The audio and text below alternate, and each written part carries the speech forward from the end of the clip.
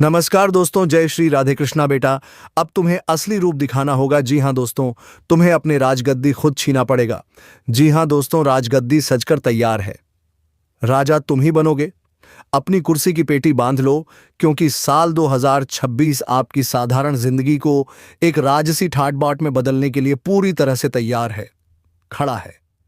तुला राशि के जातकों, आपके संघर्षों की ढलती शाम अब विदा हो चुकी है और एक ऐसी सुनहरी सुबह का आगाज होने वाला है जहां राजगद्दी खुद आपका इंतजार कर रही है। यह महज कोई ज्योतिषीय भविष्यवाणी नहीं, बल्कि ग्रहों का वो दुर्लभ महासंयोग है जो सदियों में कभी कभार ही बनता है और किसी राशि के लिए इस कदर मेहरबान होता है जैसे आपके लिए हुआ है। अगर आप अब तक असफलता, कर्ज और मानसिक तनाव के बोझ तले दबे थे, तो यकीन मानिए ब्रह्मांड ने आपके लिए विजय पताका फहराने की पूरी तैयारी कर ली है। इस साल आप न केवल अपने शत्रुओं पर विजय प्राप्त करेंगे, बल्कि अचानक मिलने वाला अपार धन आपको माला माल बना देगा। नमस्ते दोस्तों, आपको मैं बताऊं कि यह ज्योतिषीय विश्लेषण पूरे हृदय से मैं आपको बता रहा हूं। आज हम बात करने जा रहे हैं तराजू के चिन्ह वाली उस तुला राशि की जिसका स्वामी शुक्र है। 7/2025 अब अंतिम विदाई ले रहा है और 2026 का आगमन आपके जीवन में एक यादगार अध्याय लिखने जा रहा है। आपने पिछले कुछ समय में जो खोया है, यह साल वह सब कुछ ब्याज समेत वापस लौटाने का वादा करता है। ग्रहों की स्थिति इस वर्ष इतनी शक्तिशाली और आपके पक्ष में है कि आपके जीवन का हर क्षेत्र, चाहे वह कैरियर हो, व्यापार हो, स्वास्थ्य हो या प्रेम संबंध हो, सब कुछ एक नई ऊंचाई को छुएगा। इस विशेष चर्चा में हम ना केवल बड़े ग्रहों को समझेंगे, बल्कि महीने दर महीने होने वाले उन सूक्ष्म परिवर्तनों पर भी गौर करेंगे जो आपकी तकदीर 2026 में बदलने की ताकत रखते हैं। यह राशिफल आपकी चंद्र राशि पर आधारित है, इसीलिए इसे अपनी जन्म कुंडली की चंद्र राशि के अनुसार देखिए। सबसे पहले बात करते हैं उन दिग्गजों की जो पूरे साल आपके जीवन की दिशा तय करेंगे।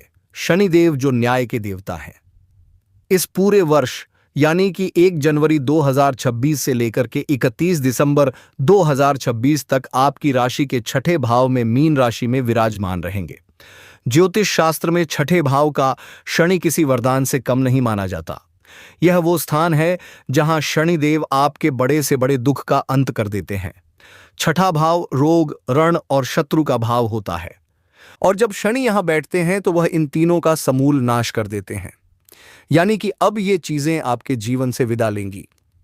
कौन कौन सी चीजें? आपके शत्रु, आपका जो ऋण है, मतलब जो कर्ज वगैरह है, और जो शरीर में या आपके परिवार में रोग हैं, ये सब आपके जीवन से चले जाएंगे। यदि आप लंबे समय से किसी बीमारी से जूझ रहे थे तो इस साल आपको उससे मुक्ति मिलेगी। यदि कर्ज के मकड़ जाल में आप फंसे थे तो धन के ऐसे मार्ग खुलेंगे कि आप अपना सारा ऋण चुकाने में सक्षम होंगे। यहां तक कि आपके गुप्त शत्रु जो आपकी पीठ पीछे साजिशें रचते थे, वह अब आपके सामने घुटने टेकने पर मजबूर हो जाएंगे। कोर्ट कचहरी के मामलों में आपकी जीत सुनिश्चित होगी। शनिदेव आपके लिए योग कारक ग्रह हैं, क्योंकि वह आपके चौथे और पांचवें भाव के स्वामी हैं। छठे भाव में उनकी उपस्थिति आपको नौकरी में बड़ी सफलता दिलवाएगी। आपकी सैलरी में जबरदस्त मुनाफा होगा, मतलब बढ़ोतरी होगी, और पदोन्नति के काफी योग हैं।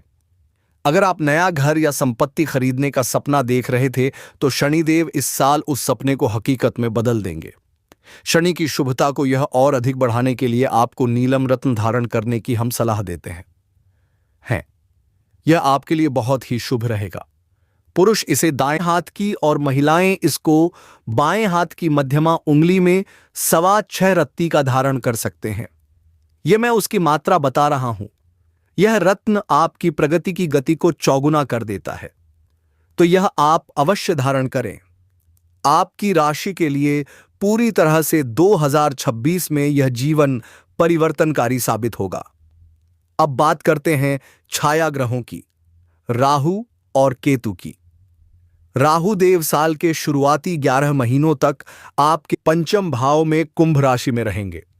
राहु के बारे में कहा जाता है शनिव राहु, यानी कि राहु शनि की तरह ही फल देते हैं लगभग। चक्र शनि आपके लिए शुभ है, इसलिए राहु भी इस साल आपको चमत्कारी परिणाम देंगे, यानी कि सोने पे सुहागा। पंचम भाव का राहु व्यक्ति को अचानक धन लाभ कराता है, ये वो समय है जब शेयर मार्केट, लॉटरी, सट्टा या किसी भी तरह के जो आपके नए नए काम हैं, जो आपके अलग से पैसे कमाने के कुछ काम आपने शुरू किए थे, उनसे बड़ा लाभ आपको मिल सकता है। आपके आसपास ऐसे लोग होंगे जिनका राहु सक्रिय होते ही उनकी किस्मत रातों रात बदल जाती है। 2026 में वह भाग्यशाली व्यक्ति आप होने जा रहे हैं जो तुला राशि के हैं। राहु की शक्ति को सकारात्मक दिशा देने के लिए गोमेद रत्न धारण करने की हम आपको सलाह देते हैं। यह राहु को और सक्रिय कर देगा और जो विपरीत प्रभाव है उनको नष्ट करके सकारात्मक प्रभावों को कई गुना बढ़ा देगा, तो आप बहुत आगे निकल जाएंगे। वहीं दूसरी ओर केतुदेव आपके एकादश भाव यानी कि लाभ स्थान में सिंह राशि में विराजमान रहेंगे। 11वें भाव का केतु मान सम्मान, पद प्रतिष्ठा और समाज में आपके रसूख को बढ़ा देता है। इस दौरान आपकी आय के स्रोत बहुत सरल हो जाएंगे। आपको इजी इनकम प्राप्त होगी, मतलब आसानी से पैसा आपके घर में आता रहेगा। कम मेहनत होगा और पैसा ज्यादा आएगा। ऐसा कुछ सिस्टम बनके तैयार हो जाएगा। आपके मित्र, बड़े भाई बहन और रिश्तेदार आपकी हर संभव मदद करेंगे। संतान पक्ष से आपको सुखद समाचार प्राप्त होंगे। जो लोग प्रेम संबंधों में हैं, उन्हें अपने साथी का पूर्ण सहयोग और समर्पण मिलेगा और प्रेम खिल उठेगा। केतु की कृपा प्राप्त करने के लिए आप लहसुनिया रत्न, जिसको हम लोग कैट्स आई कहते हैं, अपनी तर्जनी उंगली में धारण करना आपके लिए बेहद सौभाग्यशाली रहेगा। इस साल के असली गेम चेंजर हैं देवगुरु बृहस्पति। साल की शुरुआत में वह आपके भाग्य भाव यानी कि नवम भाव में स्थान रखेंगे। 11 मार्च को जब गुरु मार्गी हो जाएंगे तो आप महसूस करेंगे कि जैसे भाग्य का पहिया अचानक से तेज घूमने लगता है। आपके रुके हुए सरकारी काम पूरे होने लगेंगे। पैतृक संपत्ति का विवाद सुलझ जाएगा। राजनीति से जुड़े लोगों को कोई बहुत बड़ी जिम्मेदारी मिल सकती है, लेकिन असली धमाका होगा 2 जून 2026 को।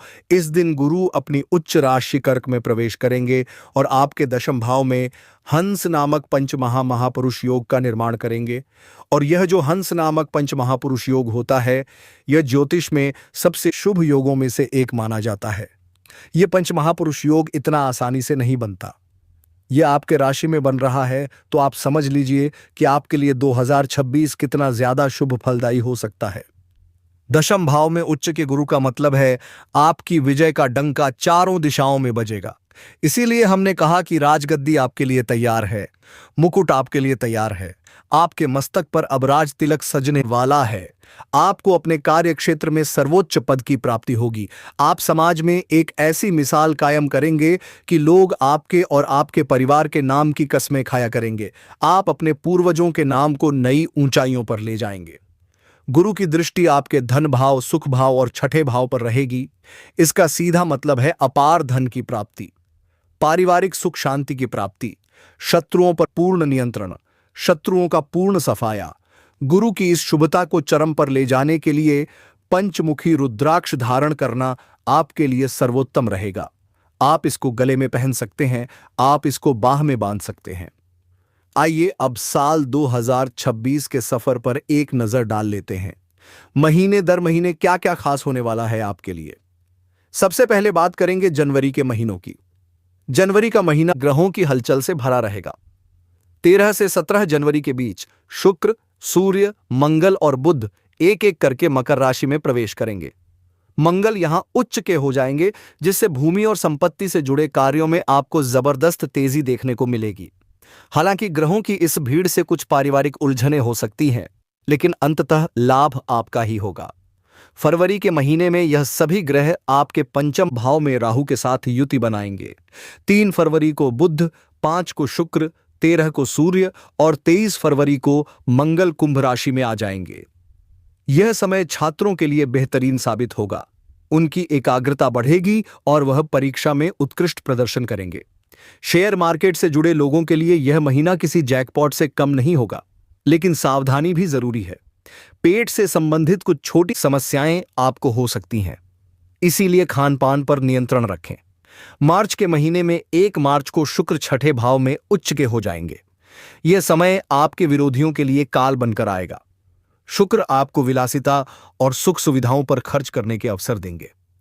15 मार्च को सूर्य के मीन राशि में आने से शनि सूर्य का मेल होगा, जो स्वास्थ्य के लिहाज से थोड़ा संवेदनशील रह सकता है। आपको अपनी आंखों और हड्डियों का ध्यान रखना चाहिए, लेकिन व्यावसायिक दृष्टिकोण से आप शत्रुओं पर भारी पड़ेंगे।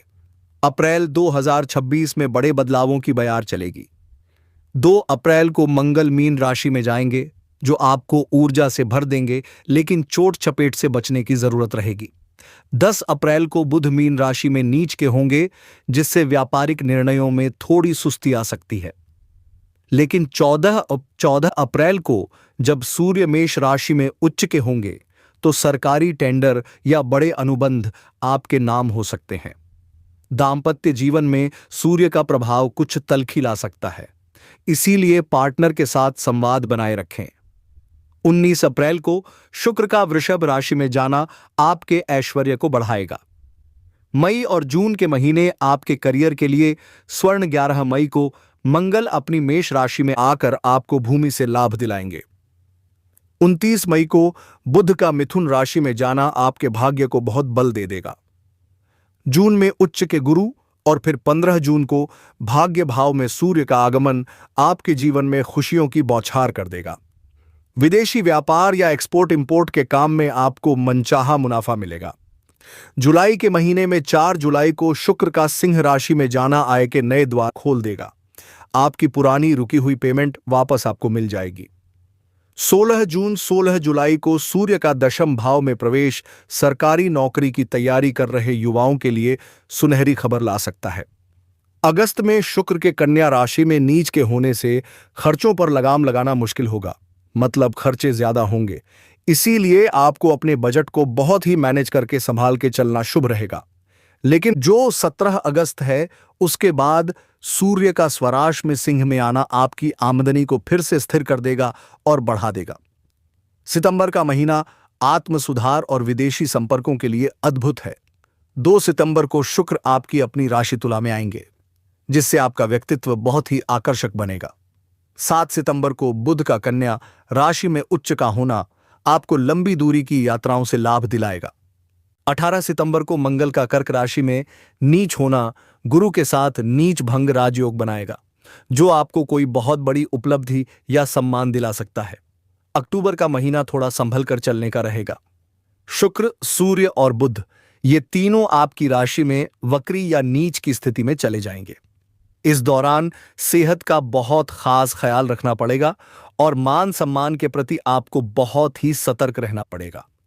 लेकिन महीने के अंत में यानी कि 31 अक्टूबर को जब गुरु सिंह राशि में प्रवेश कर लेंगे, तो वह आपके जीवन की सारी नकारात्मकता को धो डालेंगे। यह समय संतान प्राप्ति और विवाह के लिए अत्यंत शुभ रहेगा। नवंबर और दिसंबर के महीने साल का शानदार अंत करेंगे। 12 नवंबर को मंगल का सिंह राशि में आना आपके साहस को बढ़ाएगा। दिसंबर में बुध और सूर्य की स्थिति आपके पराक्रम में काफी वृद्धि कर देगी। और 13 दिसंबर को जब गुरु 11वें भाव में वक्री हो जाएंगे, तो वह आपके धन लाभ की गति को 2 गुना कर देंगे। कुल मिलाकर के साल 2026 तुला राशि के इतिहास में एक मील का पत्थर साबित होगा। इस अद्भुत साल का अधिकतम लाभ उठाने के लिए आप ज्योतिषीय उपायों का सहारा ले सकते हैं। और यह ज्योतिषीय उपाय अगर आपने पूरे मन से, श्रद्धा से और विधि विधान से पूरे कर लिए, तो यह साल ऐसा होगा कि आप भी इसको याद रखेंगे। आपकी आने वाली पीढ़ी भी याद रखेगी कि इस दिन, इस साल हमारे जीवन में, हमारे पूरी पीढ़ी में ऐसा परिवर्तन आया था जिसका लाभ हम लोग अभी तक ले रहे हैं। स्वास्थ्य के लिए उपल और बुद्धि व्यापार के लिए पन्ना रत्न धारण करना आपके लिए बहुत ही कल्याणकारी होगा। साथ ही प्रतिदिन महामृत्युंजय मंत्र का जाप करना आपके जीवन की समस्त बाधाओं को दूर करेगा। और अगर आप जानना चाहते हैं कि आपकी कुंडली के अनुसार कौन सा विशेष रत्न आपके लिए सबसे अधिक फलदायी होगा, तो आप हमसे कमेंट में पूछ सकते हैं, हम उसका भी आपको जवाब देंगे। तो आप अपने अनुसार आपके लिए विशेष करके व्यक्तिगत रूप से कौन सा रत्न अच्छा रहेगा, अगर वह जानना चाहते हैं तो आप कमेंट में पूछ सकते हैं और आपको पूरे साल हनुमान जी को प्रसन्न करना होगा। हनुमान जी को प्रसन्न करके आप अपने जीवन से कष्टों को, बाधाओं को, जो लड़ाई झगड़े होते हैं उनको, जो रिश्तों में दरारें पड़ती हैं, जो स्वास्थ्य खराब रहता है, इन सब समस्याओं से आप मुक्ति पा सकते हैं। क्योंकि जब हनुमान जी प्रसन्न हो जाते हैं तो जो ग्रहों के बाधाओं की वजह से आपके जीवन में परेशानियां आती हैं वह काफी कम हो जाती हैं। तो आपको क्या करना है? आपको मंगलवार के दिन 11 बार हनुमान चालीसा पढ़ना है। उसके बाद हनुमान जी को आपको पीला सिंदूर और चमेली का तेल का लेप बना करके हनुमान जी को चढ़ाना है। चढ़ाना मतलब उनको लगाना है। और फिर उसके बाद आपको क्या करना है? जो हनुमान जी के चरणों का सिंदूर पहले से लगा हुआ होता है वह लेना है, अपने मस्तक पर लगाना है, अपने घर वालों के मस्तक पर टीका लगाना है, आपकी जो तिजोरी होती है, आपके जो पैसे रखने की जगह होती हैं उन पे भी लगाना है उसको। और उसके साथ साथ आपको उसी हनुमान जी के पैरों के सिंदूर से जो आपका मेन घर होता है, घर का जो मेन गेट होता है, उस पर चारों तरफ ऐसे लाइन बना देनी है, रेखा। तो इससे क्या होता है कि बाधाएं, जो नकारात्मक शक्तियां होती हैं, जो किसी का किया कराया होता है, जो किसी के तंत्र मंत्र टोने टोटके से नकारात्मकता आनी होती है, ये सब नहीं आ पाती है। लेकिन इसको करने से पहले आप अपने घर को अंदर से आंतरिक रूप से शुद्ध कर लीजिएगा।